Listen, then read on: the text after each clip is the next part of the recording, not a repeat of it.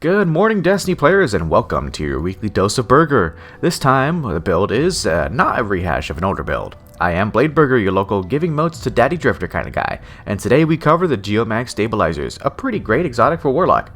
Do what the good old algorithm likes you to do, and let's get into the video.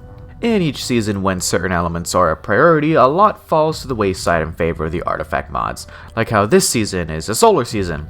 I'm honestly hoping we get a stasis season soon. The seasonal element doesn't stop me covering builds, so today we talk Arc Warlock.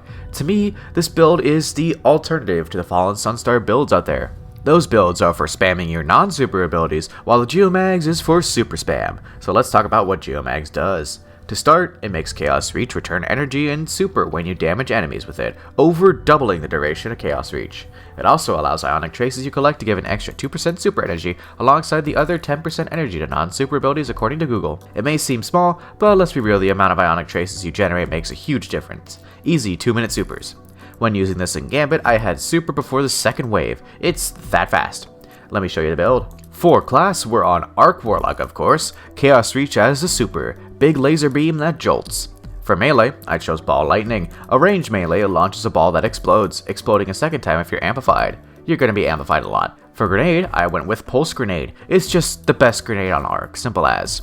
For aspects, Electrostatic Mind. Kills with Arc abilities or killing enemies with Arc debuffs on them make an ionic trace. Collecting them makes you amplified. We also have Lightning Surge. Use your powered melee while sliding to surge forward and call lightning from above, dealing high damage and jolting enemies. I would use Arc Soul, but I already have a build that is all around Arc Soul, so I'm not using it here. For fragments, Spark of Shock. Arc Grenades inflict Jolt. Spark of Ions. Killing jolted enemies makes an ionic trace with a 10-second cooldown. Spark of Amplitude. Multi-kills when amplified makes it overpower. Spark of Discharge. Arc weapon kills have a chance to make ionic traces. For stats and weapons, just go for max intellect and then put your stats wherever else you want to. Helps get Chaos Reach even sooner. For weapons, Volt Shot. Just Volt Shot.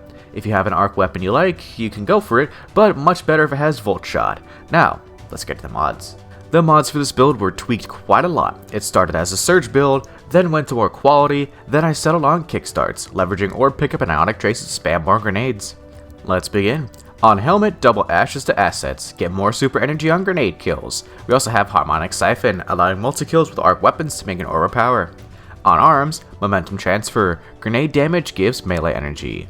Triggers once every 7 seconds. Grenade Kickstart. When we use our grenade, gain grenade energy back based on how many armor charges we have. This got heavily nerfed recently though, so don't expect much. We also have Firepower. Make orbs on grenade kills. 1 per grenade on a 10-second cooldown. On chest piece, the usual flex slots, bungee please. On boots, double innervation, giving us grenade energy on orb pickup.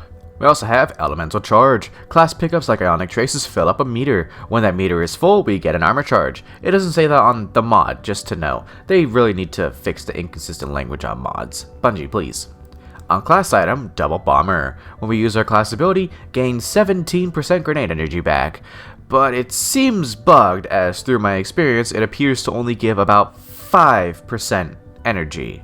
We also have Distribution, giving us 6% ability energy and 3% super energy when we use our class abilities near enemies. More energy is more better. With the mods out of the way, here's an overview of them. Take a look, enjoy my organization, and subscribe, the most important part. Now let's get to how this build plays. This build plays very well in activities with high ad density. I can see it doing pretty good in Onslaught when that launches with the high ad density it had. Spam abilities, get ionic traces, profit.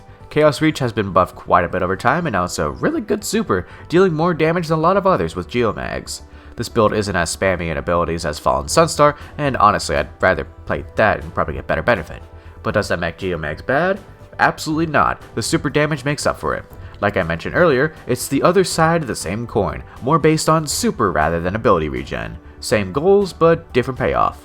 When the next Arc season comes, be sure to bookmark this build, it'll do well. Hopefully we get a stasis season soon. If you use this build, let me know how it does. I do read all comments. Thank you all for watching. Stay tuned for more. Bladeburger, out.